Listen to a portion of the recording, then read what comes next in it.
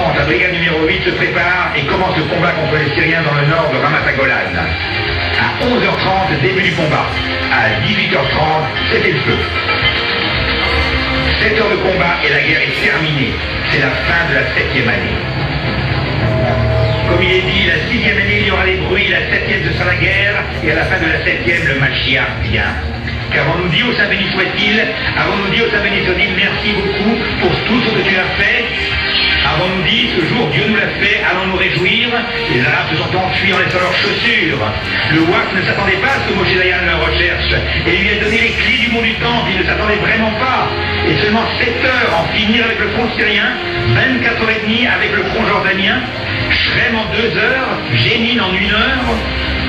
Pour sortir ma tête Yosef du tombeau de Yosef, ça a été un combat de 13 heures qui a échoué. Et là, nous ne remercions pas le Saint béni soit-il. Mais nous avons dit, ce sont nos bombardiers, ni plus ni moins, c'est tout. Mais remercier le Saint béni soit-il, non, c'est trop demandé. Et juste après la guerre, on gonfle le thorax, toute la terre est entre nos mains. Gaza, Jéricho, Shrem, Sanour, le tombeau de Joseph, le Sinaï, le tombeau de Rachel, le mont du Temple, rien ne manque. Dire merci au Créateur du monde, non, c'est difficile. Par contre, on remercie Tsahal. Les drapeaux de la victoire flottent dans tout le pays avec les généraux de Tsahal qui défilent et Israël croit en Tsahal. Et qu'en est-il des remerciements au Saint béni soit-il? Le seul remerciement qu'il ait reçu est qu'on ait décidé après la guerre de commencer à faire marcher la télévision le Shabbat. Avant la guerre, même un juif loin de la Torah et des mitzvot, il s'en est évident qu'une télévision israélienne ne soit pas allumée le Shabbat. À la fin de la guerre, après tous les combats, le Saint béni soit-il regarde ce peuple qui est têtu et là, il recommence. 4 ans plus tard, Arafat devient le président de l'OLP et dit explicitement: je vais conquérir la Sainte Palestine et je vais égorger tous les Juifs jusqu'à ce que leur sang abreuve la Sainte Palestine.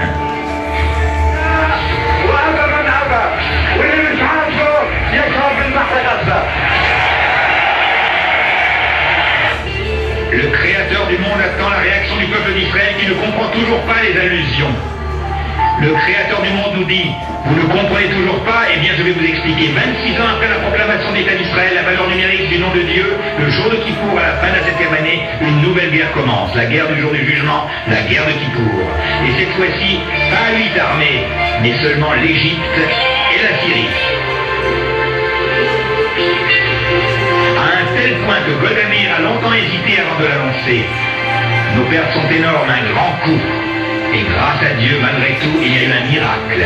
Le front syrien était sur le point de nous écraser. Et Mekabacha, Avigdor Karalani, la troupe Zvika. Les Syriens se sont avancés jusqu'à la rangée de collines de Ramat Golan à Gesher Bnot Yaakov. Et là, ils se sont arrêtés. Pourquoi se sont-ils arrêtés? Pourquoi n'ont-ils pas avancé plus que ça?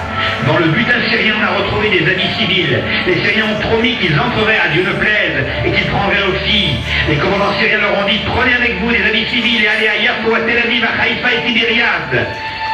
Mais il y a eu un miracle. Ils se sont arrêtés sur la rangée de collines de Ramat Golan. Et Avigdor Karalani raconte: je suis tout seul avec 3 tanks. J'ai arrêté 150 tanks syriens. La guerre du jour du jugement, au moment où l'homme s'isole avec son Créateur, au moment où le Saint béni soit-il a dit à ses enfants: mes chers enfants, je veux vous délivrer. Au moment où tout le monde était dans les synagogues et maisons d'études, au moment de la prière de Neila, au moment du service des Kohanim. Car vos pensées ne sont pas comme les miennes. Les Égyptiens ont pensé attaquer Israël le jour de Kippour et ainsi remporter la guerre. Mais c'est juste l'inverse qui s'est produit. C'est précisément le jour de Kippour où nous étions les plus vigilants. Tout le monde était dans les synagogues et criait: c'est la guerre, c'est la guerre. Avant de nous remercier le Créateur du monde, on a commencé à le remercier. Le peuple d'Israël a commencé à comprendre l'avertissement et les mouvements de repentir ont fait leur apparition. La Yeshiva, Dor HaChaim, Dor Sameach, Machon Meir et bien d'autres, les gens commençaient à réfléchir. Et ils voyaient le nom de Dieu dans la guerre du jour du jugement.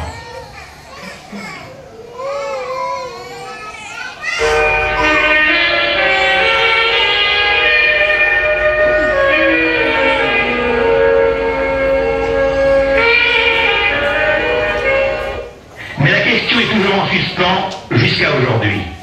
Comment se fait-il que les Syriens se soient arrêtés sur la la rangée de collines de Ramat Golan. La réponse est écrite par un combattant du Mossad qui a questionné le commandant de la 9e division syrienne dans le Ramat Golan. Ils ont demandé au commandant de la division « Pour quelle raison vous êtes-vous arrêté dans la rangée de collines de Ramat Golan ?» Et le commandant répond « Je voudrais bien te voir à ma place. Comment peux-tu traverser la rangée de collines syriennes lorsque tu as en face de toi une rangée d'anges blancs qui se trouvent sur ces collines ?»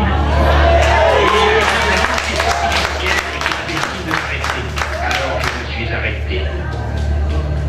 Lorsque les soldats israéliens ont vu les Syriens en rang face à eux et qu'un seul tank a suffi à faire reculer une rangée de tanks syriens, ils ne comprenaient pas ce qui se passait. Même pendant la guerre de 6 jours, lorsque l'un des commandants de la brigade des parachutistes était en visite au Pentagone aux États-Unis, il a demandé à ce qu'ils examinent les combats. En 2 heures, Shrem est conquise. Comment se fait-il qu'en moins de 24 heures, le mont du Temple se trouve entre nos mains? Le commandant de la brigade des parachutistes a demandé au responsable du Pentagone américain « Analysez-moi le combat de la guerre de 6 jours ». Et le responsable de répondre « La guerre de 6 jours est impossible à analyser. Ce n'est pas une guerre comme les autres. On ne peut rien apprendre de cette guerre. C'est un miracle. It's a miracle. C'est un miracle. Ce n'est pas logique. » Et nous sommes toujours têtus et ne comprenons pas. Que le Saint béni soit-il à ce temps.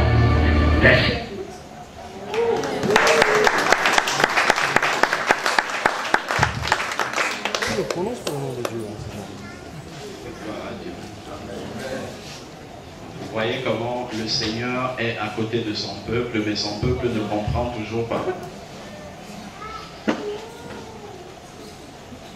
Le Seigneur a dû intervenir de lui-même au milieu de son peuple pour donner la victoire à son peuple, mais c'est pour que l'Église voit réellement que le Seigneur existe. Parce que quand il fait quelque chose pour Israël, c'est vraiment pour que le monde entier puisse témoigner que le Seigneur est revenu. Même le responsable du Pentagone n'arrive pas à analyser la guerre des 6 jours. Il dit c'est impossible, c'est un miracle de Dieu. Le Seigneur lui-même a envoyé des anges pour combattre contre Israël. Il a fait un petit détail également de la guerre de 73, ce qu'on appelle la guerre du Kippour. C'est-à-dire que les Syriens ont attaqué dans le nord d'Israël et dans le sud, les Égyptiens ont attaqué pensant surprendre Israël. Le jour du Kippour, c'est le jour du grand pardon où ils sont en jeûne. Tout le pays est en jeûne. Les militaires étaient en train de jeûner et ils étaient dans les synagogues. Ils ont été attaqués ce jour, mais ils ont été victorieux parce que le Seigneur était venu. Ça, il faut le savoir. C'est ce qu'il faut noter là-dessus. Alors, voilà ce qui s'est passé. Jérusalem a, après 2600 ans d'occupation par les nations, ça a été Babylone, les Mèdes, les Perses, ensuite la Grèce, Rome, après les Ottomans, l'Angleterre, la Jordanie, et 2600 ans après, la prophétie de Jésus s'est accomplie. Israël est revenu aux Juifs et on voit que c'est Dieu lui-même qui a pris Jérusalem autant pour moi et qui l'a donné aux Juifs. On l'a vu. Jésus veille lui-même sur sa parole pour l'accomplir. Et ce verset dit, je le rappelle encore, je vous le dis en vérité, cette génération, celle qui voit Jérusalem revenir aux mains des Juifs, ne passera pas tant que les choses n'arrivent. Les deux prophéties qu'on vient de voir, création de l'État d'Israël et Jérusalem revenant aux Juifs, sont les deux seules vraies prophéties qui prouvent que le Seigneur revient. Ce sont les deux prophéties incontestables. À partir de 1967, où Jérusalem revient au peuple juif, Jésus peut revenir à tout instant. Ce sont les deux prophéties clés, indiscutables, qui prouvent que nous sommes dans la génération qui fera le retour du Seigneur Jésus. Ensuite, on a l'autre signe, c'est le retour de la diaspora depuis toutes les nations. Le prophète Jérémie a dit en Jérémie 16:15, mais on dira l'Éternel est vivant. Voilà pourquoi le Seigneur fait ça, pour que les nations disent qu'il est vivant, qu'il existe, qu'il est vrai. Lui qui a fait monter les enfants d'Israël du pays du septentrion, c'est-à-dire du nord, et de tous les pays où il les avait chassés, je les ramènerai dans leur pays, le pays que j'avais donné à leur père. Donc on a le retour de la diaspora après la création de l'État d'Israël. De 1948, date de la déclaration de l'État d'Israël, jusqu'en 2010, il y a eu une immigration massive dont le Seigneur disait qu'ils seront dispersés dans toutes les nations. Il y a plus de 3 millions de Juifs qui sont retournés dans leur pays en provenance des 5 continents, près de 140 pays. Retour de la diaspora. C'est ce qu'on voit, c'est l'accomplissement parfait du verset de Jérémie qu'on a vu.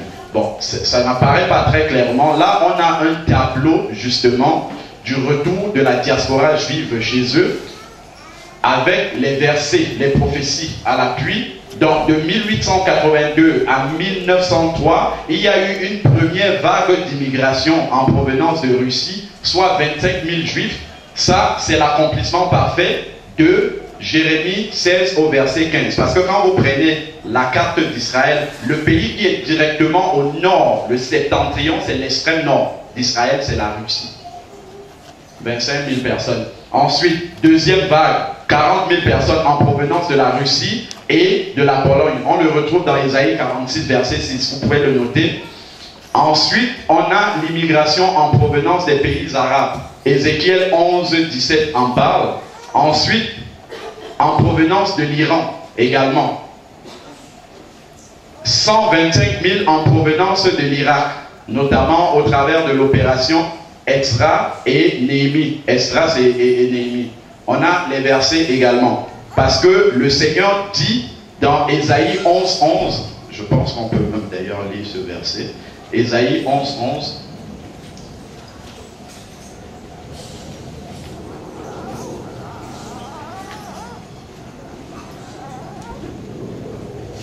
Alors, Ésaïe 11, 11 dit, alors en ce jour, le Seigneur étendra une seconde fois sa main pour racheter le reste de son peuple qui sera resté en Assyrie et en Égypte, à Patros en Éthiopie. C'est-à-dire qu'il ramènera son peuple depuis l'Éthiopie. Amen.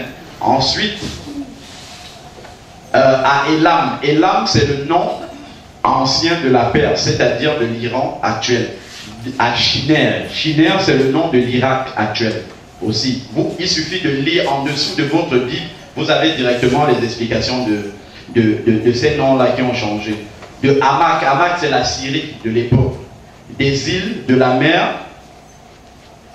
Voilà. Donc, nous lisons ici, textuellement, ce sur quoi je voulais attirer votre attention, c'est que la Bible dit que le Seigneur ramènera les Juifs d'Éthiopie. Vous savez qu'en Éthiopie, il y a les Falachas. Ce sont des Juifs comme nous, qui sont en Éthiopie. Et Ésaïe 11, 11 dit que le Seigneur les ramènera en Israël. Et ça, on va le voir en image aussi, comment ça s'est accompli. Les Juifs éthiopiens qui retournent dans leur pays.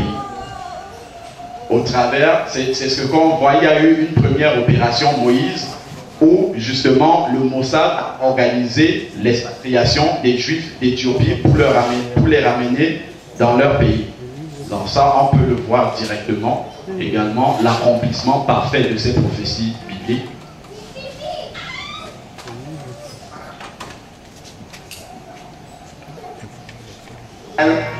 En provenance du nord des anciens pays communistes.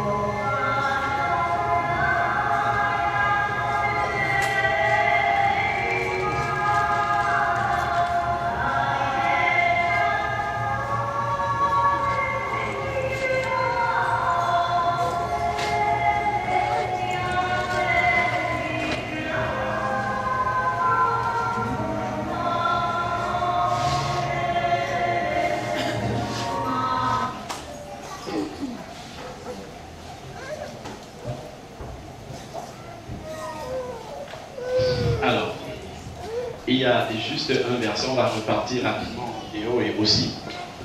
Il y a un verset qui est très intéressant. C'est dans Ésaïe 49. au verset 12. Ça, honnêtement, c'est le Seigneur lui-même qui m'a conduit à récupérer la vidéo que vous allez voir. Ça vient très loin. Ça vient d'un site juif. Un jour, j'étais en train de préparer un message. Le Seigneur m'a lui-même conduit sur un site qui était écrit en hébreu. Je suis arrivé dessus et je suis tombé sur cette vidéo-là. Ça m'a complètement bouleversé. Ésaïe 49, au verset 12, dit que le Seigneur ramènera aussi son peuple du pays de Sinem. Le pays de Sinem, c'est la Chine. Est-ce que vous vous imaginez que les Juifs chinois existent et que le Seigneur dit dans sa parole, Ésaïe 49, verset 12, qu'il ramènera aussi cela? Et ça, on le voit en vidéo. Ça prouve réellement que le retour du Seigneur est beaucoup plus proche qu'on ne le pense. Parce que les prophéties s'accomplissent à la lettre. Vous allez voir les Juifs chinois qui rentrent en Russie. Voilà le verset. Notez-le, vérifiez à la maison. Ésaïe 49 au verset 12.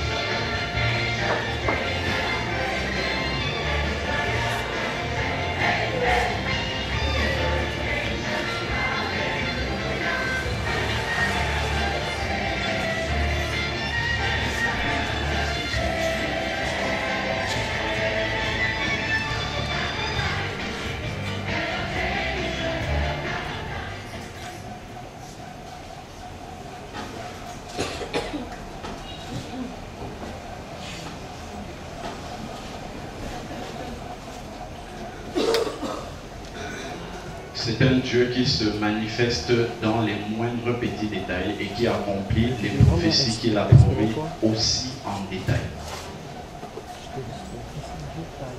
Donc ça c'est le verset dont j'ai parlé tout à l'heure. Le Seigneur nous dit aussi dans Ézéchiel 48 qu'il ramènera les 10 tribus d'Israël dispersées et que dans le royaume du millénium à venir, Ézéchiel 48 nous parle de la disposition des différentes tribus sur l'espace de Jérusalem. Il y a aussi une vidéo qui montre la tribu de Manassé qui a été retrouvée. C'est un peuple indien qui vit dans le plus profond de l'Inde là-bas et qui a gardé l'authenticité juive. Là où ils étaient, ils pratiquaient le judaïsme depuis près de 3000 ans. Et le Seigneur les a ramenés en Israël. Les chrétiens doivent savoir ces choses-là. Mais il faut aimer pour que le Seigneur nous révèle. Les chrétiens doivent le savoir. C'est avec des choses comme ça que vous pouvez prouver aux païens que votre Dieu existe réellement. Sur des détails comme ça. Voici la prophétie, voilà l'accomplissement. C'est comme ça qu'on prouve aux gens qui ne croient pas en la parole de Dieu que Dieu existe véritablement.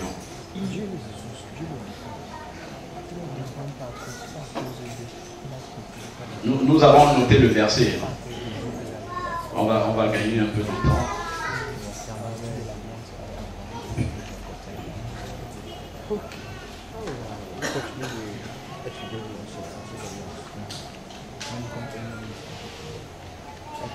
Accueillons la tribu perdue d'Israël.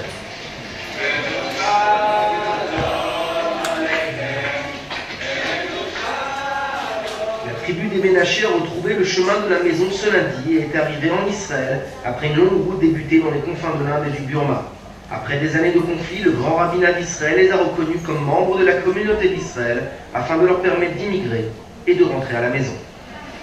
Leur premier pas relève de l'administratif, débuté par l'obtention de facto de la citoyenneté israélienne ainsi qu'une bourse financière leur permettant d'assurer leurs premières dépenses. Or, pour certains, l'émotion est trop forte et trop difficile à cacher.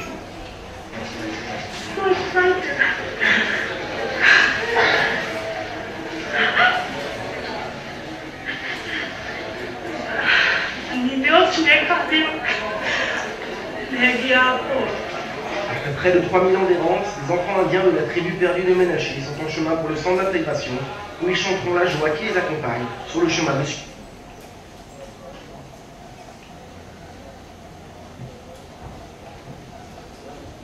Bon, c'est dommage, la vidéo a quelque peu bugué, mais on a bien compris ce qui s'est passé. Hein. C'est que la tribu de Manassé a été retrouvée et elle est effectivement revenue en Israël comme la parole de Dieu nous le disait. Et il y a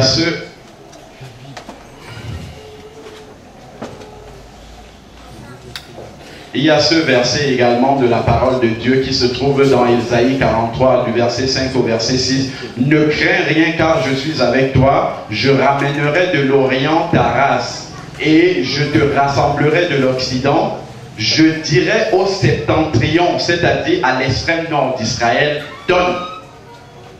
Et au midi, ne retiens pas, fais venir mes fils des pays lointains, et mes filles des extrémités de la terre. » Ce verset-là a été accompli à la lettre par ce monsieur que vous connaissez tous. Quand il est arrivé au pouvoir, il y avait une loi qui interdisait aux Juifs de sortir de la Russie. Il a abrogé cette loi-là en 85. Et quand il a abrogé en 89, il y a près de 500 000 Juifs qui sont sortis du pays. Donne le septentrion, le nord. C'est un ordre de Dieu. Il a exécuté l'ordre de Dieu. Amen. Il a accompli la prophétie. Amen. Parce que Dieu a donné l'ordre. Amen. Le Seigneur nous précise dans Ésaïe 60 au verset 9 que les Juifs reviendront par bateau. Et dans Ésaïe 60 au verset 8 qu'ils reviendront également par avion. On lit ces versets-là. La prophétie biblique est tellement précise. Alléluia. Tellement précise. Il dit, qui sont ceux-là qui volent comme des nuées, comme des colombiers vers leur colombier. Comme des colombes, autant pour moi vers leur colombier. Le prophète ne sait pas expliquer à son époque l'avion. C'est ça qu'il nous explique là. Ils reviendront dans l'avion. Et on a vu tout à l'heure la vidéo qui est passée. Les Juifs qui revenaient d'Éthiopie, de Russie, ils sont revenus en avion.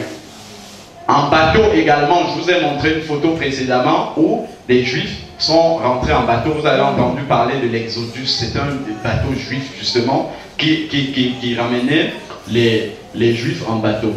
Il y a un verset aussi dont je voulais vous parler. Je ne sais pas où je l'ai noté. C'est un verset qui se situe dans Ésaïe, dans Jérémie 21, 8. J'ai l'impression que... Voilà, c'est ça. Jérémie 31 au verset 8. Il dit, voici, je les ramènerai du pays du septentrion, du nord. Je rassemblerai des extrémités de la terre. Parmi eux, il y aura l'aveugle, le boiteux, la femme enceinte et celle en travail. Et c'est une grande multitude qui revient ici. Parmi les Juifs éthiopiens, les Falachas, quand on les ramenait en Israël, parmi eux, il y avait des femmes enceintes. Et il y a 3 femmes qui ont accouché dans l'avion.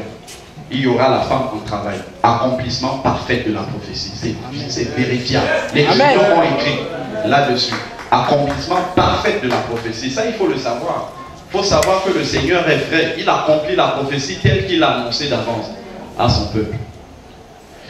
Ensuite, un autre signe chez Israël, le Seigneur nous dit que dans la fin des temps, Jérusalem sera une pierre pesante sur tous les peuples. C'est-à-dire que tout ce qui affecte Israël, tous les problèmes qui se passent en Palestine là-bas concernera toutes les nations de la terre. ça aura une influence sur toutes les nations de la terre. C'est pour ça que depuis tout petit, les images d'Israël, du Proche-Orient, ça défile à la télé. Depuis quand j'étais tout petit jusqu'à aujourd'hui, ça n'a pas changé. Et ça, il nous le dit dans Zacharie 12, du verset 2 au verset 3. « Voici, je ferai de Jérusalem une coupe d'étourdissement pour tous les peuples d'alentour, c'est-à-dire de ses voisins, et aussi pour Juda, dans le siège de Jérusalem. » En ce jour-là, quand il utilise l'expression « en ce jour-là », c'est toujours en rapport avec la fin des temps. Ça, il faut le savoir. En ce jour-là, je ferai de Jérusalem une pierre pesante pour tous les peuples de la terre. Tous ceux qui soulèveront seront meurtris. Attention aux peuples qui se liguent contre Israël. Vous touchez directement au Seigneur. C'est ce qu'il dit. Et toutes les nations de la terre s'assembleront contre elle. Alors, comment est-ce que cela se manifeste? Je vous ai dit, il faut suivre attentivement ce que les hommes politiques disent, parce que ça nous donne des orientations, justement. Ça nous donne des clés pour comprendre la parole de Dieu. Quand tu t'assois pour regarder la télé, il ne faut pas simplement regarder les images, suivre ça discrètement avec l'esprit ailleurs. Déjà, il faut regarder la télé avec discernement, c'est la première chose. Et quand tu suis une émission, quand tu suis le journal télévisé, il faut que dans ta tête, les pages de ta Bible soient en train d'être tournées. Si tu vois quelque chose qui t'interpelle, il faut que tu relis ça à la Bible pour comprendre ce qui se passe. Voici ce que le président Sarkozy dit. Il préparait le sommet 2009 à Pittsburgh du G20. Le 26 août 2009, il réunit les ambassadeurs de France des pays du monde pour préparer ce sommet. Voilà ce qu'il dit. Je voudrais cependant dire un mot du conflit du Proche-Orient. Je conteste l'idée que ce serait un conflit régional. Ce conflit concerne le monde entier et il est temps de régler ce conflit. Et Zacharie nous disait, ça sera une pierre pesante pour tous les peuples. C'est exactement ce qu'il nous dit. Souvenez-vous de Caïphe. Il faut qu'un meure pour tous. Il est saisi par le Saint-Esprit pour donner des indications aux chrétiens. Faites attention, nous sommes dans les temps. Soyez sur vos gardes car je vous ai tout annoncé d'avance. Voilà. Le problème du Proche-Orient est un problème, c'est un conflit mondial. C'est un conflit qui impacte tous les habitants de la terre. Le président Obama, juste après avoir pris le pouvoir, seulement sur son intention de résoudre le problème du Proche-Orient, on lui a décerné le prix Nobel de la paix sur intention. C'est un problème tellement épineux qu'on a dit, si toi tu veux te mesurer à ça d'avance, on te donne le prix Nobel de la paix. Parce que ça a dépassé tout le monde. Mais par contre, ce qu'il faudrait savoir, c'est que le problème israélo-palestinien n'est pas un problème charnel, il n'a pas de solution charnelle. C'est un problème spirituel. C'est le problème entre Ismaël et Isaac. Donc, seul Jésus a la solution au problème israélo-palestinien. Tous les hommes les plus puissants de la terre peuvent essayer d'y apporter des solutions, ils n'arriveront jamais. Tant que le prince de la paix ne pose pas ses pieds sur la terre, jamais ce conflit ne peut être résolu, parce que la Bible dit que seul Jésus va résoudre ce conflit. Ça, il faut le savoir. Et les grands de ce monde n'ont pas le privilège, comme vous et moi, de le savoir. Ils essayent de résoudre un problème qui est insoluble humainement possible. Parce que ça a commencé quand il n'existait pas. Donc, je vous passe les détails. Ismaël, le Seigneur, Abraham a demandé au Seigneur de bénir Ismaël. Notez simplement le verset. Et la parole de Dieu nous dit au travers de Genèse 25 du verset 12 au verset 18 que justement Ismaël a donné naissance à 12 princes. Et le monde arabe est issu de ces 12 princes-là. Ça, il faut le savoir. Donc, c'est Ismaël. Les Arabes sont la descendance d'Ismaël. Et Israël est la descendance d'Isaac. Donc, c'est la chair et l'esprit qui s'affrontent à l'intérieur de nous. C'est l'image de ce conflit-là.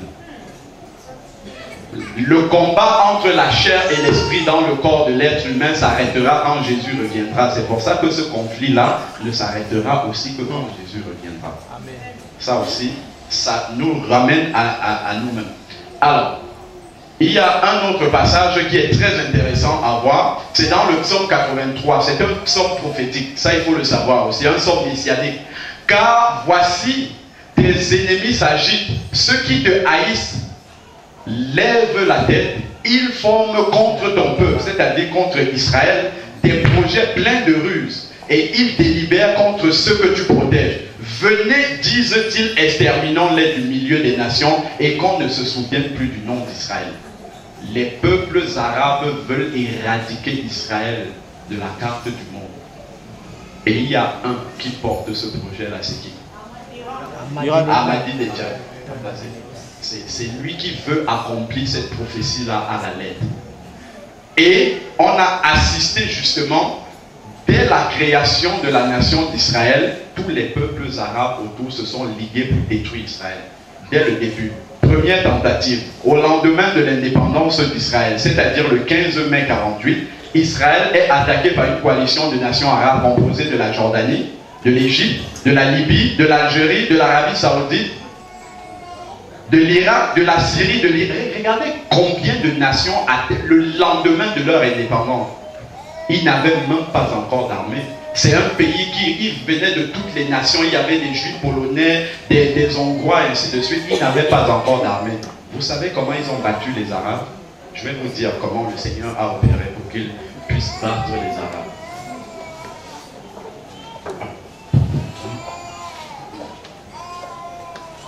Ça, c'est un monument qui représente une arme de guerre qui s'appelle la Davidka. C'est une espèce de gros char qui a été utilisé par les Juifs lors de cette guerre-là. C'était leur seule arme lourde. C'est une arme qui fait beaucoup de bruit, mais qui n'effraie pas l'ennemi, qui ne fait rien. Mais quand ils ont utilisé cette arme-là, il a commencé à pleuvoir immédiatement. Comme ça faisait beaucoup de bruit et qu'il pleuvait, les Arabes se sont souvenus de Pearl Harbor. Parce que quand on avait bombardé Pearl Harbor, la pluie a commencé à tomber. Et ils ont cru que Israël avait l'arme nucléaire. Ils se sont retournés, ils sont partis. C'est comme ça qu'Israël... Et on a donc fait ce monument-là pour commémorer cette victoire-là, la Davidka. Ça existe en Israël. C'est comme ça que le Seigneur a donné la victoire à Israël. Voilà le verset qui dit, parce que tu dis que les deux nations, les deux pays seront à moi. Il parle à la Jordanie ici.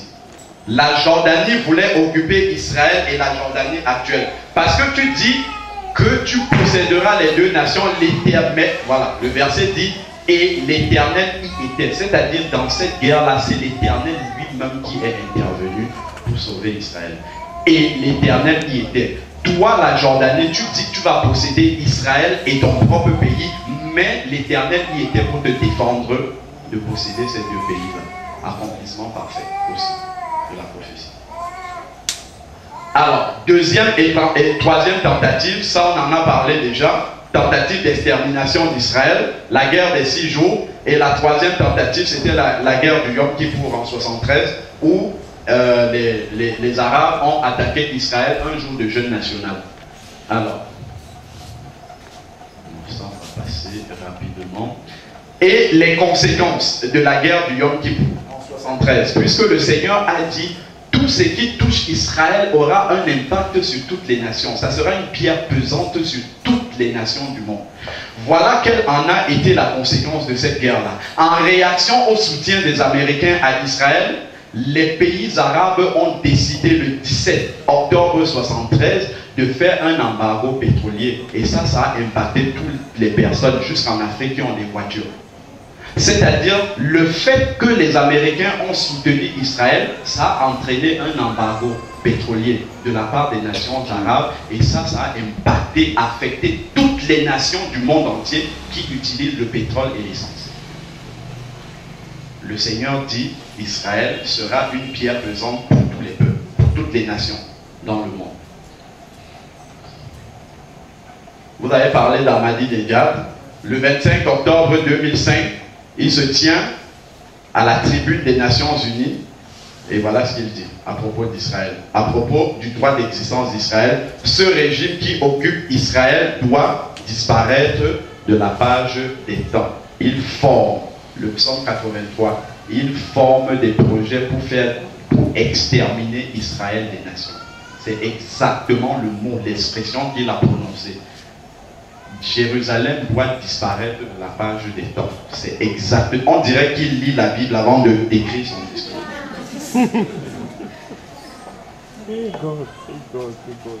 Voilà le verset qui en parle ce jour-là. Mais soyez tranquilles parce que le Seigneur a donné une prophétie pour l'Iran. Voilà la prophétie. Elle n'est pas encore accomplie, mais elle va arriver.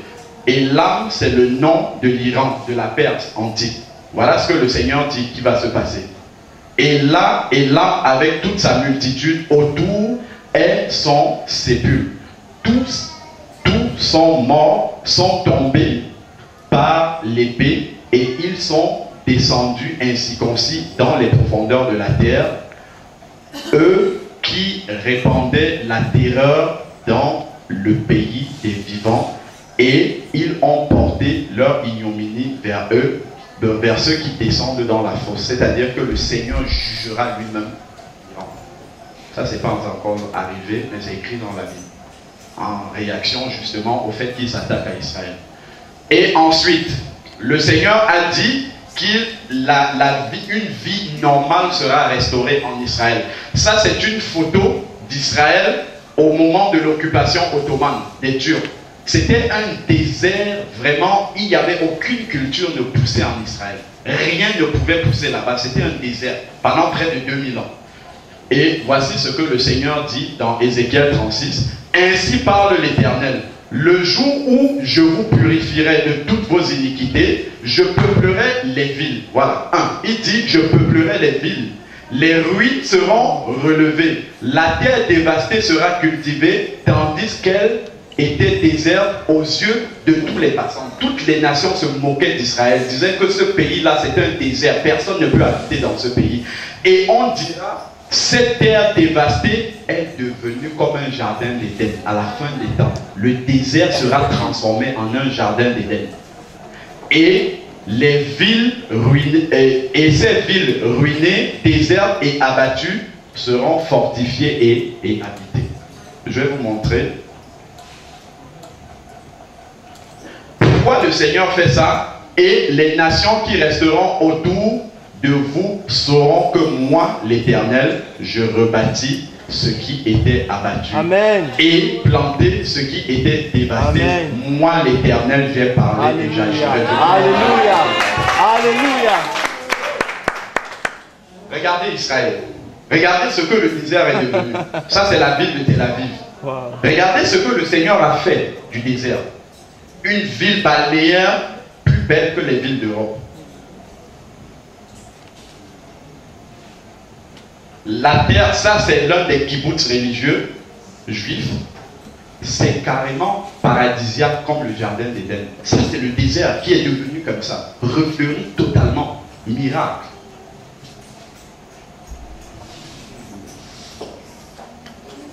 Il y a le verset qui dit que les villes seront fortifiées. Qu'est-ce que ça veut dire une ville fortifiée? C'est une ville protégée. Regardez ça. Ici, à Jérusalem-Est, nous avons un mur de séparation qui a été construit. C'est la fortification de la ville. Accomplissement à la lettre. La ville sera fortifiée. Voilà un mur, justement, de séparation. À l'époque des Romains, quand on disait qu'une ville est fortifiée, c'est parce qu'il y avait des murs qui étaient élevés et qui protégeaient la ville. Voilà le mur. On peut le voir. Accomplissement prophétique à la lettre, également. Il dit également que le désert va refleurir. Ça aussi, on peut le voir. J'ai des vidéos qui en parlent. Je pense qu'on va sauter ça. Il nous parle également d'un autre signe, la signature des traités de sécurité. Ça aussi, c'est un signe de la fin des temps que l'on retrouve d'abord dans Daniel 9, 27. Il nous dit que l'Antichrist et son gouvernement à la fin fera une alliance avec Israël.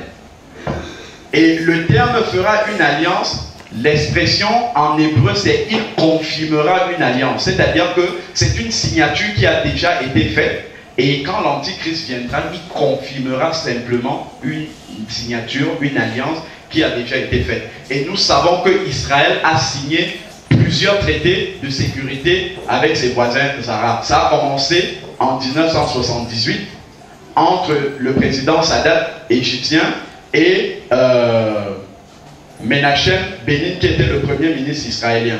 Donc c'était les premiers accords de Camp David. Ensuite, on a eu la signature d'un autre traité entre Arafat et Rabin. Le premier traité, autant pour moi, j'ai oublié de le mentionner, la signature de ce traité-ci a valu la mort à Sadat. Il a été tué pour ça, pour avoir signé avec les Juifs. De la même manière, Rabin a été assassiné parce qu'il a signé ces accords-là. Israël sera une pierre pesante pour toutes les nations. Quiconque essaye de relier, de mettre ces deux-là en signature, rencontre le jugement sur son chemin. C'est ça qu'on voit. Ensuite, il y a eu la signature d'un autre accord entre la Jordanie et Israël. Pareil. Ce sont tous ces traités-là qui vont être simplement confirmés par l'Antichrist. C'est déjà en train de se mettre en place. J'ai la vidéo également de la signature de cet accord, mais on va sauter pour gagner du temps. Alors, un autre signe chez Israël, c'est la reconstruction du troisième temple. Vous savez que Salomon a construit le premier temple, il a été détruit, les Juifs ont été amenés en déportation à Babylone, puis ensuite un deuxième temple a été construit au temps d'Hérode, et c'est lui qui a été détruit en 70. Et la parole de Dieu nous dit qu'à la fin des temps, il y a un nouveau temple qui va être construit à Jérusalem. Et ça, les chrétiens doivent le savoir et surveiller comment ça avance. Alors, dans Apocalypse 11, du verset 1 à 2, je vais résumer, je ne vais pas lire. La parole de Dieu demande Jean dans sa vision. Nous sommes déjà au temps de l'Apocalypse. Jean qui est rendu dans le ciel, l'ange lui dit, va à Jérusalem mesurer le temple. Or, le temple a été détruit en l'an 70 et l'Apocalypse a été écrit en l'an 95, c'est-à-dire qu'il n'y a plus de temple à Jérusalem. Mais l'ange demande à Jean d'aller mesurer le temple qui est à Jérusalem. Ça veut dire qu'au temps de la tribulation, il y aura un temple à Jérusalem. De la même manière, le Daniel 9, 27 qu'on a dit, qu'on a lu tout à l'heure, dit que lorsque Israël aura signé son alliance avec l'Antichrist, dont il est question ici, l'Antichrist fera continuer les sacrifices et les offrandes. Or, vous savez que depuis la destruction d'Israël, les sacrifices n'ont plus lieu parce que le seul endroit où les Juifs peuvent offrir les sacrifices est dans le temple. Mais la Bible dit que les sacrifices vont cesser, ça veut dire qu'ils ont repris à un moment. Donc il faut qu'il y ait un temple pour que les sacrifices reprennent. Et Paul nous dit dans 2 Thessaloniciens 2 à 4 qu'avant le retour de Jésus, il faut d'abord que l'Antichrist aille s'asseoir dans le temple de Dieu et se déclarer Dieu. Donc il faut que ce temple-là existe. Et en fin de compte, il nous dit dans Zacharie 16, et ma maison sera rebâtie. Donc le temple juif sera effectivement rebâti. Et les Juifs sont dans une grande ferveur pour rebâtir leur temple. Qu'est-ce qu'ils ont fait? Ils ont créé justement des écoles pour former les futurs prêtres, pour refaire les sacrifices comme il y a 2000 ans. Ça existe, il y a deux ou trois écoles. Ils ont refabriqué à l'identique, tel que c'est écrit dans Exode, Lévitique, etc. Les ustensiles qui étaient utilisés dans le temple. Ils ont tout refabriqué à l'identique pour préparer la reconstruction de ce temple-là. Ils ont formé près de 500 prêtres juifs. Et en 1947, il y a un bédouin. Ce sont des gens qui élèvent justement des bovins dans le désert, qui recherchaient une de ces brebis.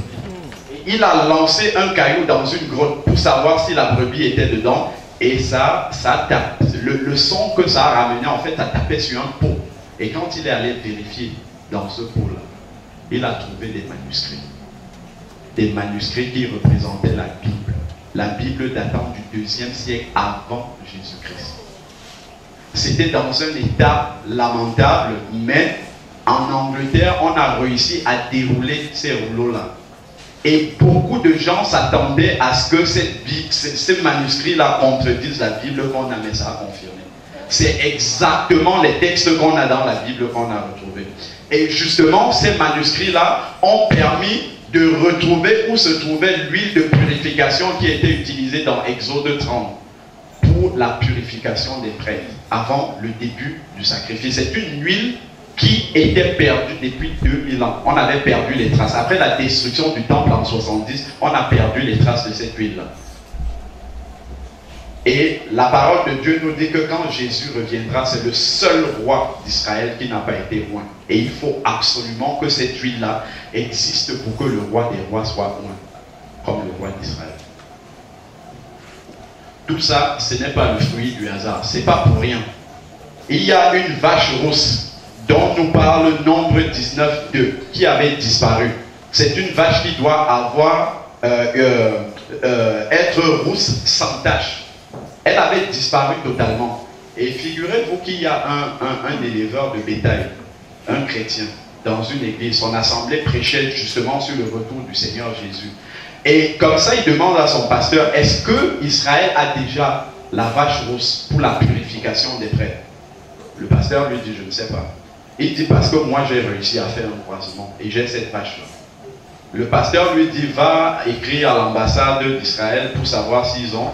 Et la lettre du monsieur a fait le tour du monde jusqu'à arriver à l'institut du temple qui est chargé de reconstruire justement le 3e temple. Et c'est là qu'on s'est rendu compte qu'Israël n'avait pas la vache.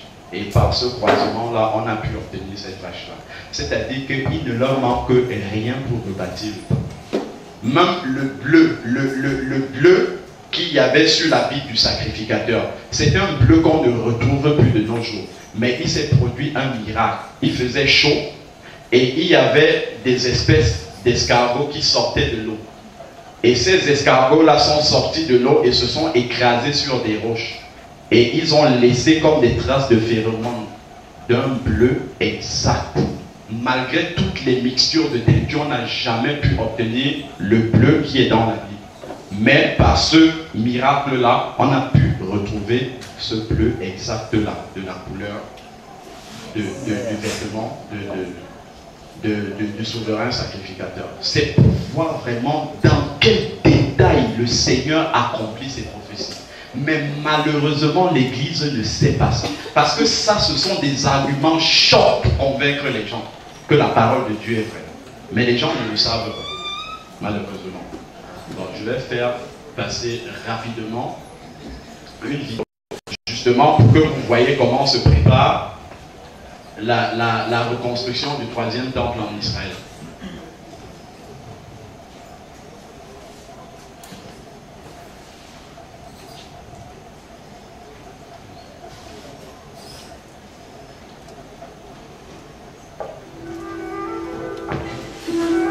C'est au cœur du quartier juif de la vieille ville de Jérusalem, et en face de l'esplanade du temple, qu'est installé le Machon Emikdash, l'institut du temple de Jérusalem, anciennement appelé musée du temple.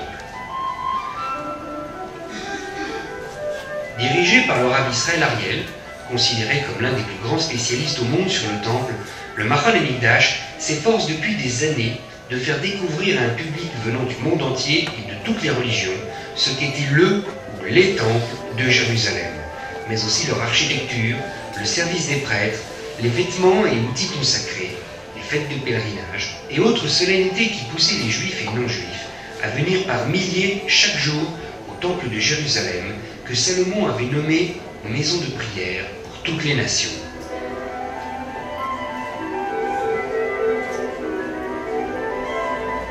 Pour ce faire, l'Institut du Temple a fait réaliser des schémas, des gravures illustratives, des tableaux et des fresques, ainsi qu'une maquette du Temple de Jérusalem. Mais plus encore, grâce à des donations, l'Institut du Temple a reconstruit à l'exact et dans les matériaux identiques certains des objets du Temple de Jérusalem, comme les pelles et les fourches, les misrakim en or et en argent, les outils pour la menorah, les fioles d'huile, les vases en or pour les libations d'eau et de vin, les encensoirs et le cuir en cuivre.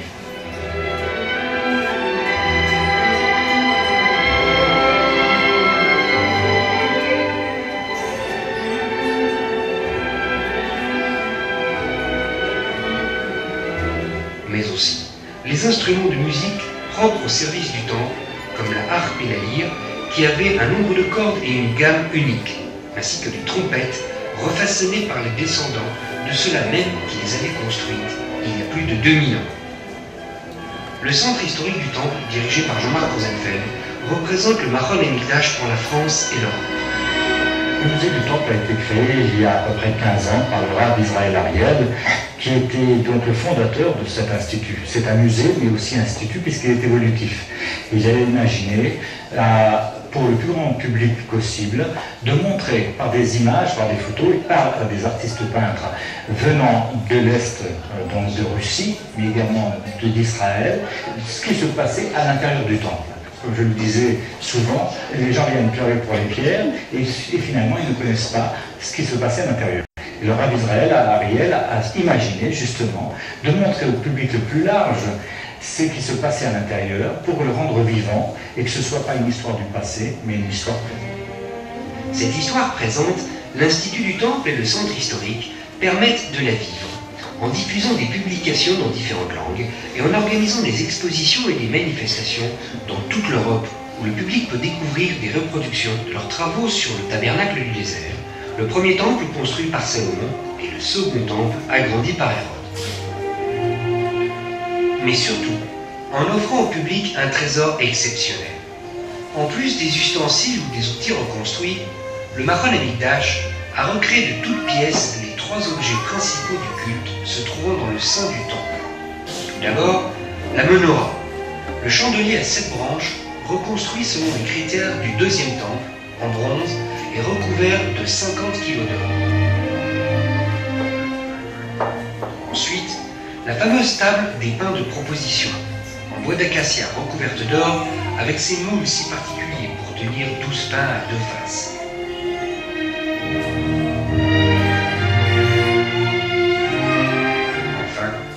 L'autel des parfums, en bois de chitine, recouvert d'or lui aussi, et sur lequel le grand prêtre offrait chaque jour 11 parfums mélangés, et que l'Institut tente d'identifier après 2000 ans.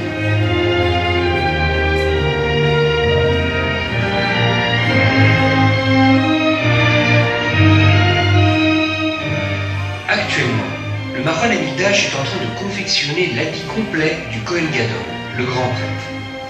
Ont déjà été offerts le pectoral et ses 12 pierres précieuses au nom des 12 tribus.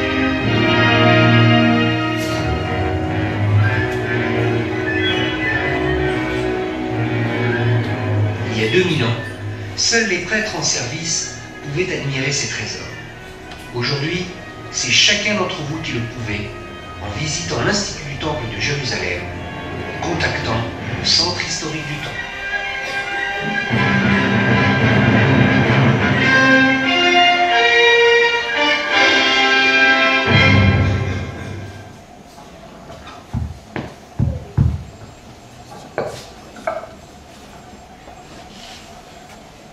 Je nous exhorte à ne pas nous patienter, on approche la fin, on est quasiment à la fin, j'ai tout fait pour essayer d'écourter l'exposé pour que l'on puisse aller rapidement à l'essentiel. Il y a encore beaucoup de choses à dire, mais je vais essayer de résumer rapidement tout ça pour que vous puissiez partir quand même avec l'essentiel.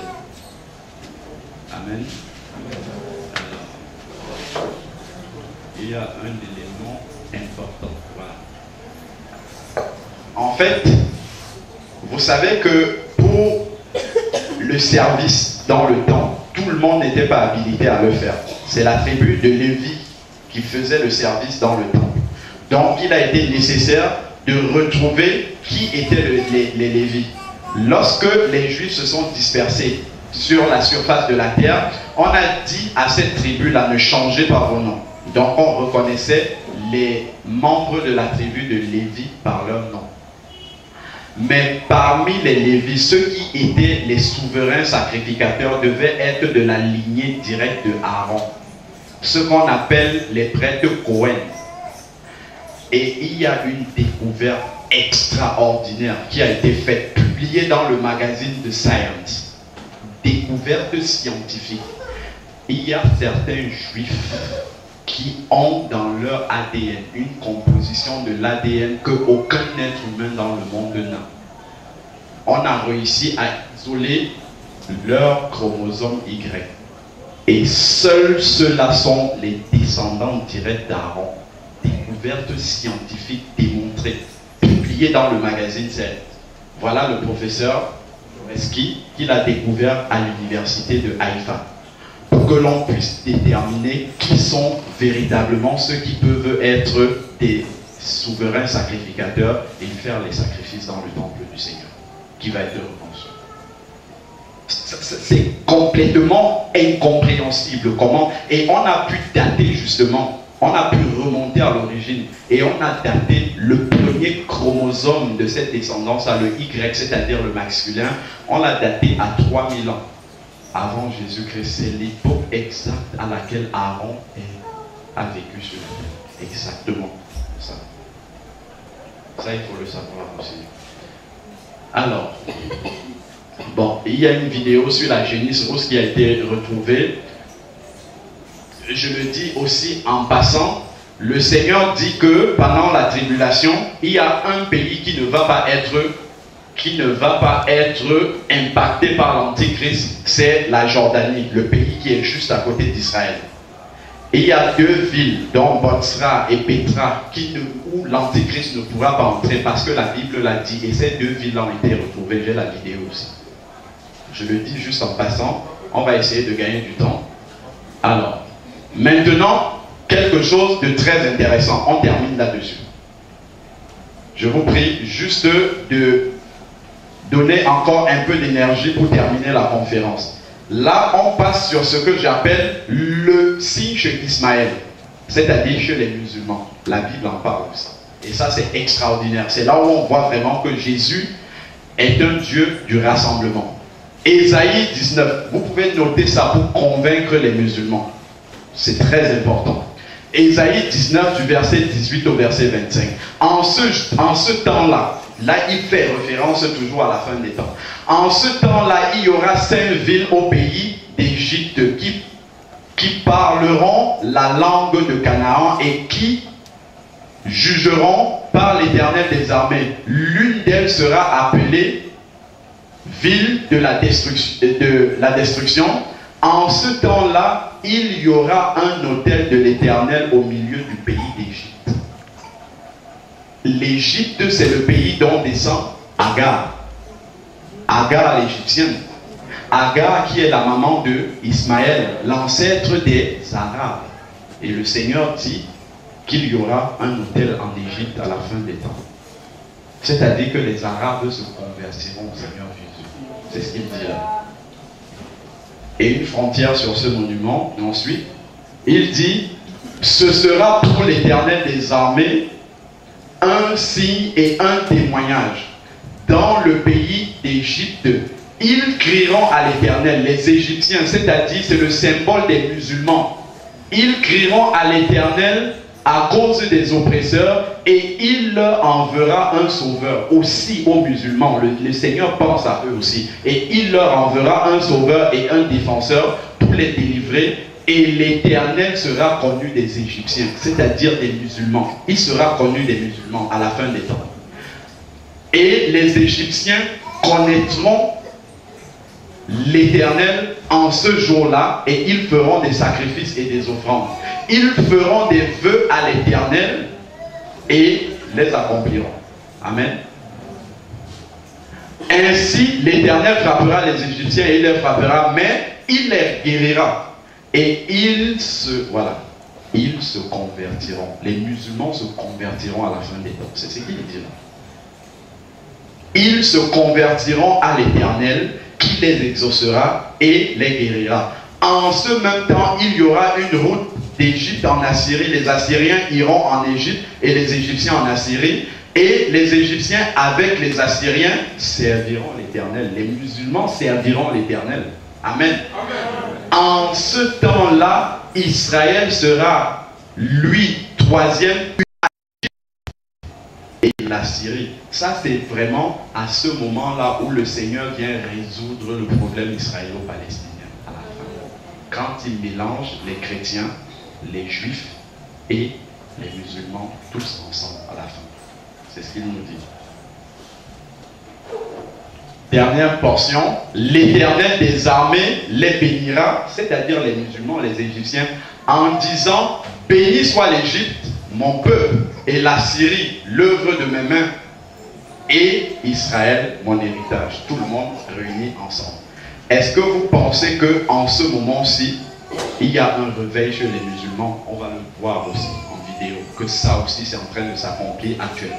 On va voir une vidéo qui concerne la Kabylie, c'est en Algérie, où il y a un réveil extraordinaire qui est en train de se passer à ce moment. Et c'est l'accomplissement de cette prophétie-là.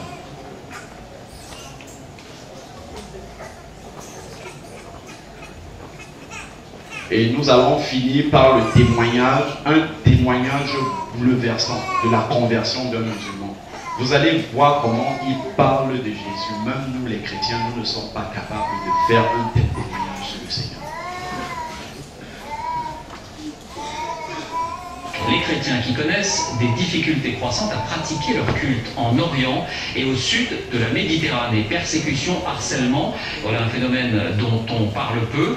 Récemment, un rapport du département d'État américain s'en alarmait. Parmi les pays cités, l'Algérie. Et voici un document étonnant. En cette terre d'islam, malgré la surveillance ou l'intimidation, des milliers d'Algériens délaissent le Coran pour l'évangile, avec des baptêmes, vous allez le voir, souvent spectaculaires. C'est le dossier de cette édition, il est signé Samassoula, Mathias Second.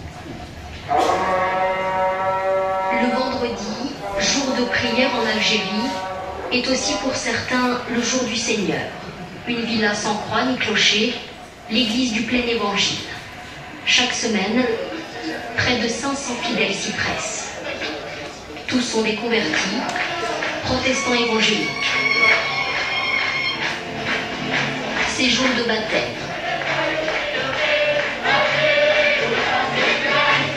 Des hommes et des femmes nés musulmans vont embrasser la foi chrétienne.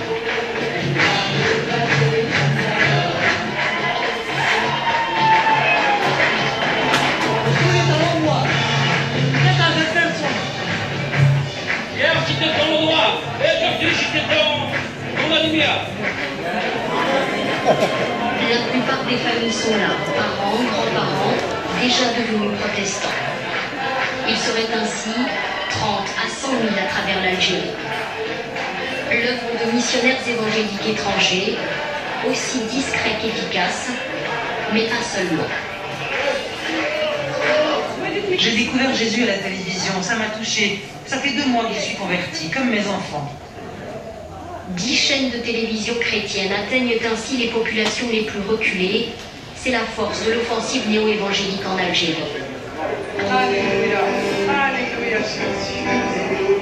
Si ces convertis-là ont choisi d'afficher leur nouvelle foi, d'autres préfèrent rester discrets. Dans l'islam, renier sa religion, c'est encourir la mort, et cela porte un nom, l'apostasie.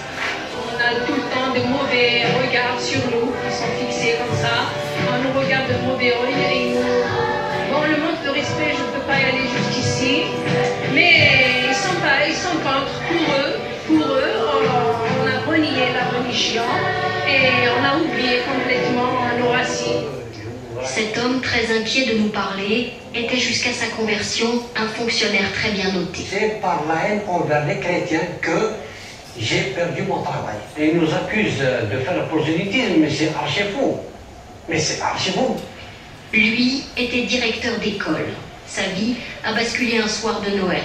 Ce soir-là, muni d'armes blanches, des gens du village ont mené dans son logement de fonction une expédition punitive. Ils l'accusaient de célébrer Noël à l'école. Son fils se souvient. Le voisin nous a dit 2 ou 3 fois une phrase que je ne vais pas oublier. Il a dit ramenez-nous des terroristes et ne ramenez pas des chrétiens ici. Je me suis dit c'est enfin. Avec des embranches devant ma porte, et moi j'ai quitté ma vie.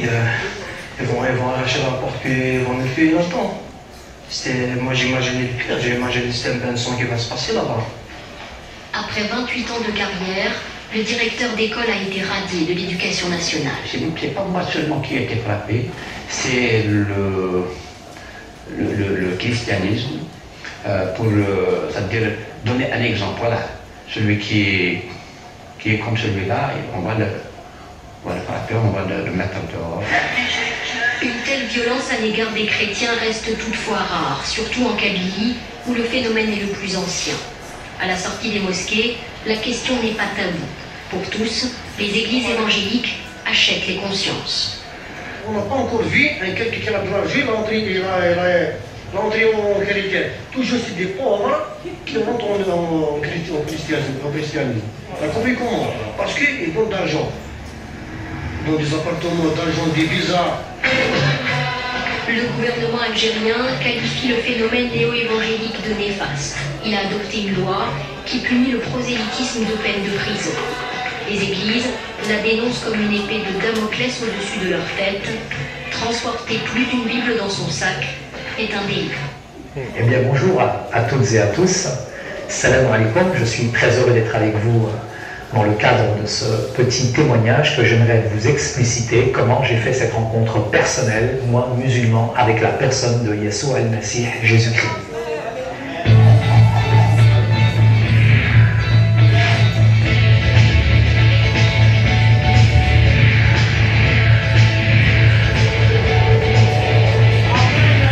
Alors je voudrais vous dire tout simplement que je viens d'un arrière-plan musulman. J'ai traversé la mer Rouge pour venir, c'est vrai, dans ce pays où coulait le lait, le miel et le travail, puisqu'à l'époque il y en avait. Nous avons rejoint mon père pour des raisons économiques.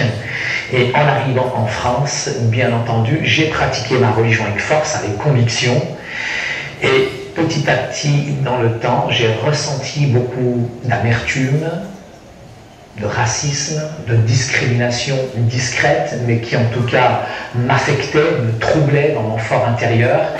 Et souvent, on posait un regard sur moi qui n'était jamais positif, et ce regard finissait par être intégré, intériorisé, si bien que j'ai pratiqué ma religion avec force, avec conviction. J'adorais ce Dieu, Allahu Ta'ala, et en même temps, il était tellement haut, tellement loin, je me demandais parfois s'il s'intéressait à moi.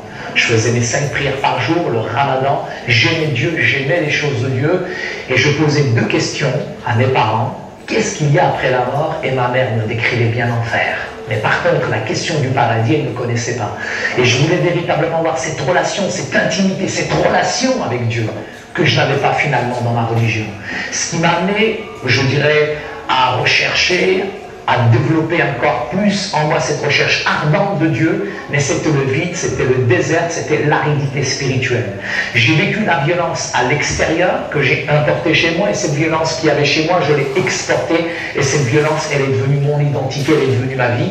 Et un jour, dans mon quartier, je me suis battu contre une voisine, contre un voisin, et ça a déclenché une émeute, toute sa famille contre ma famille, et ma mère s'est tellement pris des coups dans la tête qu'elle s'est retrouvée à l'hôpital.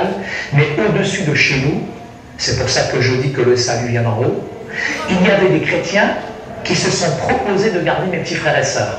Le temps que ma mère était à l'hôpital, donc ils ont gardé mes petits frères et sœurs, et quand ma mère est sortie, elle leur a fait un grand couscous, et on s'est lié d'amitié avec eux. Et au bout d'1 an, nous avons réalisé que ma grande sœur Fatima était devenue chrétienne. C'était la chouma, c'était la honte que ma sœur devienne chrétienne, trahir son pays pour une tranche de jambon, c'était une catastrophe pour nous. Donc on l'a dissuadée, on l'a frappée, on lui a déchiré la Bible, mais pas cette foi qu'elle avait pour Jésus. Et j'ai été troublé, interpellé par, je dirais, la ferveur, par l'amour, par la puissance, par la paix que dégageait ma sœur. Et à ce moment-là, mes parents m'ont envoyé dans l'église pour faire l'espion. Et quand j'ai espionné ma sœur, j'ai été foudroyé, subjugué, je dirais, à l'intérieur de cette église, parce que j'en avais une mauvaise conception du christianisme. Et le christianisme se résumait à tout ce que je voyais à la télévision. Mais quand j'ai vu dans cette église des chrétiens comme l'eau dans l'eau qui se mélangeaient, authentiques, qui louaient Dieu de tout leur cœur, je me suis dit, ne seraient-ils pas musulmans? Mais ils ont l'air véritablement soumis. Et je me suis rendu compte que ces chrétiens aimaient Dieu encore plus que moi. Et j'ai fait mes propres recherches personnelles en étudiant la Bible. Ça m'a bouleversé, marqué, subjugué par la figure du Christ et la personne de Yeshua al-Masih. Un grand roi qui a quitté son ciel de gloire, non pas pour venir au Carlton, mais pour naître dans une grotte, dans une étable. J'ai jamais vu un roi comme ça. Et un roi qui me disait, aimez vos ennemis, bénissez ceux qui vous maudissent, faites du bien à ceux qui vous maltraitent. J'ai jamais connu ça. Et j'ai réalisé la puissance de la croix. Et Jésus a changé, bouleversé, transformé ma vie. Je savais ce que c'était que le péché, voler, mentir, tricher. Mais là, le péché, quand je l'ai réalisé à la lumière, à la puissance du Saint-Esprit, j'ai véritablement demandé pardon à Dieu, j'ai pleuré sur ma misère, et là j'ai abdiqué face à la croix. Parce qu'elle n'était pas un film, mais une expérience personnelle, individuelle, qui m'a appris à aimer aujourd'hui tout homme, de toute race, de toute condition. Et aujourd'hui, je ne regarde pas l'apparence, mais je regarde au cœur. Simplement, j'ai aussi été m'excuser dans mon quartier. Et là, dans mon quartier, beaucoup de personnes ont été touchées de voir ma vie changer, transformée. Il y a quelqu'un que je détestais, c'était mon père. Et je lui ai demandé pardon. Je l'ai serré dans mes bras. Et je lui ai dit, Père, de la même manière que Jésus m'aime, papa, je veux t'aimer. De la même manière que Jésus m'a pardonné, papa, je veux te pardonner. Et mon père a accepté Jésus dans sa vie. Mais grâce à Jésus, aujourd'hui j'ai une véritable relation avec Dieu et j'ai l'assurance de la vie éternelle. Merci.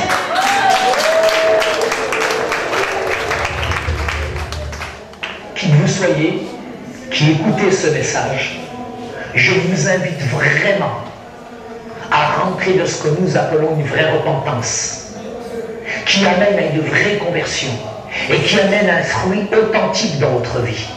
Dieu ne regarde pas l'apparence, Dieu regarde ton cœur, il connaît tes problèmes, il connaît tes difficultés, il sait qui tu es mieux que quiconque.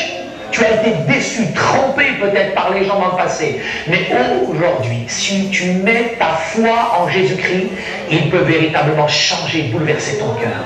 Ya Rab, je veux faire cette prière en arabe.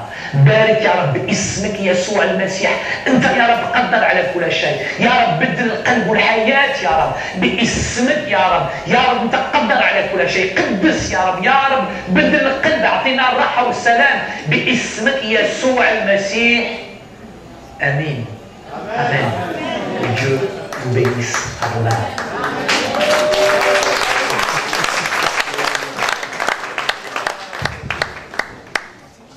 Amen. C'est vraiment touchant de voir des musulmans qui se convertissent comme ça. J'ai vécu pendant 2 ans au Maroc et je peux vous dire que si vous changez votre religion musulmane, vous risquez la mort. Vous risquez la pendaison et vous tuez. Donc voir des gens comme ça, pour qu'ils arrivent à se convertir comme ça, si ce n'est pas Jésus lui-même qui bouleverse la forteresse de l'islam, ça ne peut pas se passer. J'ai un autre témoignage petit que je vais vous donner à propos de la conversion des musulmans. Il y a un ministère qui s'appelle le ministère Portes Ouvertes. C'est un ministère qui était spécialisé de la distribution des Bibles dans les pays communistes. Avant la chute du mur de Berlin. Lorsque le mur a chuté, ils ont changé de ministère. Vous savez que les Bibles ne rentraient pas dans les pays communistes.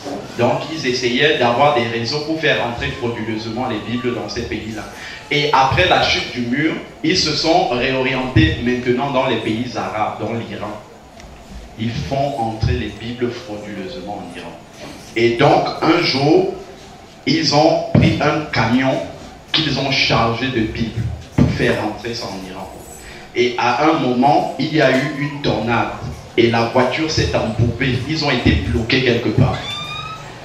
Et à un moment, juste à la fin de la pluie, ils avaient monté les vitres, ils avaient des vitres noires dans le camion. Ils entendent toquer à la vitre et ils se regardent l'un avec l'autre. Nous sommes finis. En Iran, chez Ahmadi et Djad, imaginez-vous, on vous trouve avec un camion de Bible. Imaginez-vous ce que vous risquez. Ils se sont regardés, les 2 missionnaires, ils ont dit c'est fini pour nous. Il a baissé la vitre, de toute manière il fallait le faire. Et il trouve un monsieur, un papa, avec quelqu'un d'autre derrière. Il pensait que c'était des Indiens en civil. Et le monsieur lui demande, est-ce que vous avez les livres? Ils se regardent entre eux. De quel livre vous parlez? Est-ce que vous avez les livres? Ils se sont dit qu'ils ont peut-être été filés. Et le monsieur lui dit, regardez dans les montagnes là-bas. Nous habitons ce village-là. Ça fait 8 jours exactement que Jésus même est apparu au milieu du village. Le village s'est réuni autour de Jésus. Et Jésus a prêché dans ce village-là personnellement et tout le village a donné sa vie au Seigneur. Et à la fin, ils ont demandé à Jésus, que devons-nous faire pour être sauvés? Jésus leur a dit, dans 8 jours, jour pour jour, quelqu'un viendra ici avec des livres. Lisez dans ce livre-là et vous serez sauvés. Imaginez-vous un Iranien dire ce témoignage-là à un blanc qui ne connaît pas. Il peut être en train de se livrer comme ça. Si c'était un témoignage faux, est-ce qu'il peut dire ça, s'ouvrir à quelqu'un comme ça? En Iran, tout le monde se méfie de tout le monde. Ils ne peuvent pas parler librement de leur foi. Donc c'est un témoignage authentique. Là où les chrétiens ne peuvent pas aller évangéliser, Jésus descend lui-même et il fait. Pour vous dire combien ces prophéties-là s'accomplissent, ça nous prouve véritablement que nous vivons les derniers instants avant le retour du Seigneur. Nous avons vu la conversion authentique d'un musulman. C'est ça qu'on appelle une vraie, une authentique conversion, la vraie foi qui sauve. C'est celle à laquelle j'appelle chacun d'entre nous, ceux qui n'ont pas encore expérimenté la conversion. On arrive au terme de ce message. Gloire à Dieu, on a essayé d'aller jusqu'au bout, à peu près. Et le cinéma ne sauve pas. Ça, c'est ce que nous devons retenir au bout de ces 3 jours. As-tu personnellement rencontré Jésus individuellement? As-tu fait cette connaissance-là avec Jésus?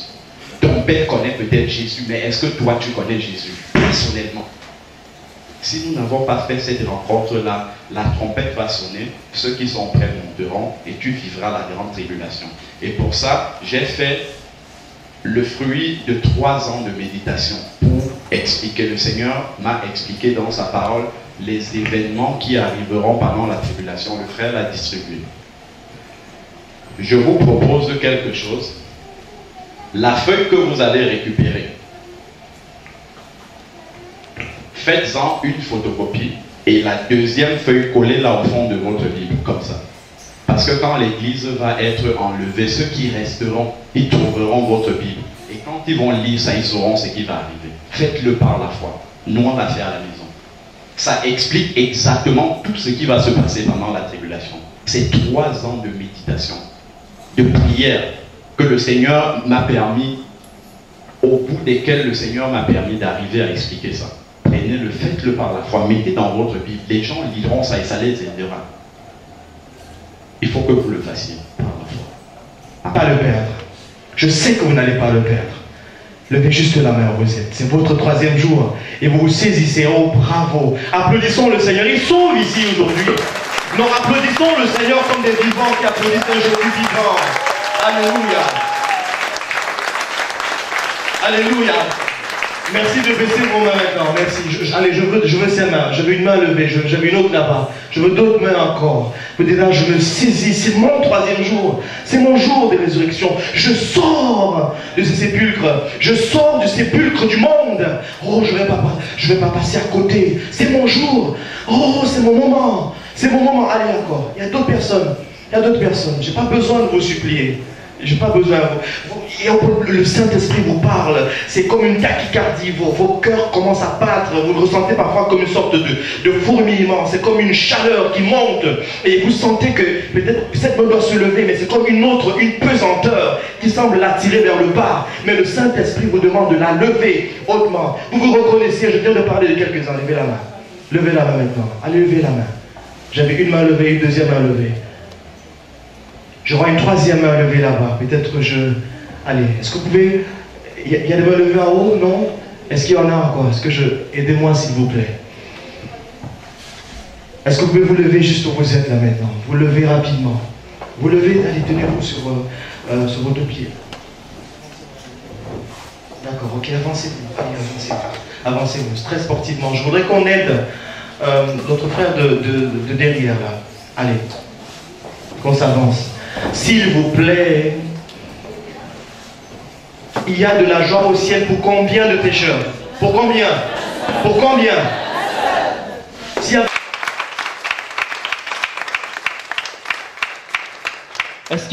Alors dites-les au Seigneur, elles sont simples. Allez, pendant quelques secondes, continuez de parler à Jésus. Dites à Jésus ce qu'il y a dans votre cœur. Et il est ici. Oh, je sens la présence du Seigneur. Elle est si chaude dans la salle. Si vous êtes, ne soyez pas distraits, soyez en prière. C'est des grands moments. Soyez en prière. La terre et le ciel en ce lieu ne font plus qu'un. Oh, les anges du Seigneur sont là. Oh, God. Dis au Seigneur ce qui t'a éloigné, ce qui t'a maintenu de lui, et lui va couper ces chaînes-là.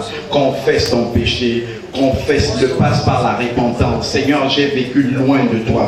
J'ai toujours été loin de toi jusqu'à présent. J'ai tant entendu ta parole, mais j'ai... Seigneur Jésus-Christ, me voici debout devant toi. Je reconnais mon péché, Seigneur. Je connais ma vie. Et tu la connais aussi. Tu l'as mis à nu au devant de moi. Seigneur, je regrette sincèrement. Je te demande pardon. Seigneur Jésus, je reçois le pardon en ton nom et par ton sacrifice. Seigneur Jésus-Christ, j'ouvre la porte de mon cœur. Je te reçois comme mon sauveur et mon Seigneur personnel. Je te donne toute ma vie, Seigneur. Prends-en totalement contrôle. Que le Saint-Esprit m'inonde, me remplisse maintenant pour faire de moi la personne que tu veux que je sois. Je suis tout à toi, Seigneur Jésus, dès maintenant et à jamais. Gloire à ton nom, Seigneur. Je suis sauvé, un enfant de Dieu maintenant. Ma vie ne sera plus jamais la même et je retournerai différent. Gloire à ton nom, Seigneur. Amen. Et l'église dit Amen. Et l'église dit Amen. Et l'église applaudit le sauveur, le vivant, le ressuscité qui sauve en ce lieu. Alléluia. Alléluia. Quelques personnes vont venir se tenir à vos côtés très rapidement, s'il vous plaît. Juste derrière vous, quelques personnes. Une personne. Attaché à la croix pour moi, attaché à la croix pour moi, attaché à la croix pour moi. Il a pris mon péché, il m'a délivré. Attaché à la croix pour moi, attaché à la croix pour moi, attaché à la croix pour moi. Il a pris.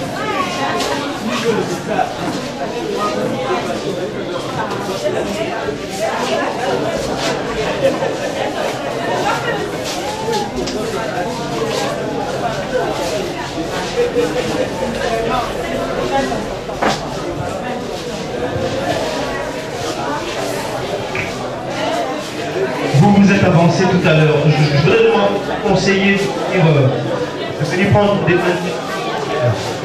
conseils.